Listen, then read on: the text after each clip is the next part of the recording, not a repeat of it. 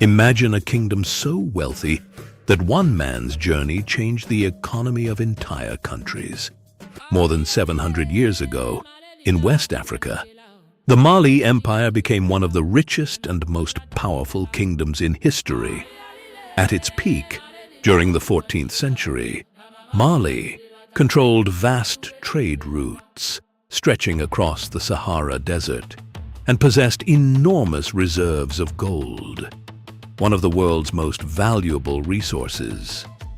The empire's wealth came from its strategic position between the gold mines of West Africa and the trading centers of North Africa and the Middle East. Merchants traveled thousands of miles carrying gold, salt, ivory, and other valuable goods. The city of Timbuktu became one of the most important centers of trade, learning, and culture in the world. Scholars, merchants, and travelers from distant lands visited the city, attracted by its wealth and reputation. But the Mali Empire's greatest symbol of wealth was its ruler, Mansa Musa. When he became emperor in 1312, he inherited an already prosperous kingdom. Under his leadership, Mali expanded its influence and grew even richer. Yet it was a single journey that would make his name legendary across continents.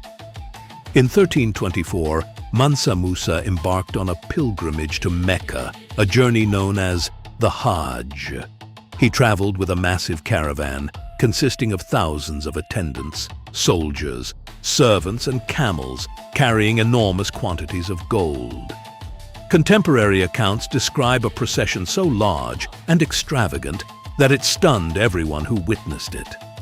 As the caravan moved through cities across North Africa and the Middle East, news of the emperor's incredible wealth spread rapidly. When Mansa Musa arrived in Cairo, he distributed so much gold that it reportedly affected local markets.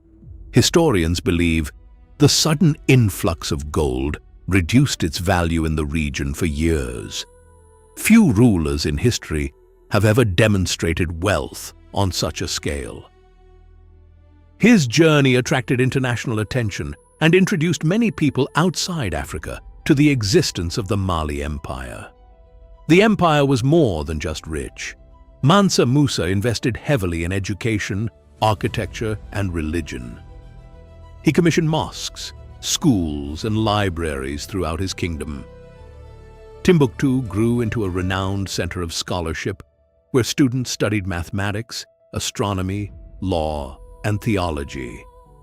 At a time when much of the world knew little about West Africa, the Mali Empire was fostering intellectual and cultural achievements that rivaled many contemporary civilizations. European map makers eventually began including Mali on their maps, often depicting Mansa Musa holding a large gold nugget to symbolize his extraordinary wealth. His reputation became so widespread that stories about him reached distant kingdoms and trading centers. Even today, economists and historians frequently describe Mansa Musa as one of the wealthiest individuals who ever lived. Although the Mali Empire eventually declined due to political struggles, shifting trade routes, and the rise of competing states, its legacy remains remarkable. It demonstrated the power of African kingdoms in global trade, culture, and education. More than 7 centuries later, the story of Mansa Musa and the Mali Empire continues to challenge assumptions about history and wealth. For a time, this kingdom was so rich that its rulers' generosity could influence entire economies, making it one of the most extraordinary civilizations the world has ever known.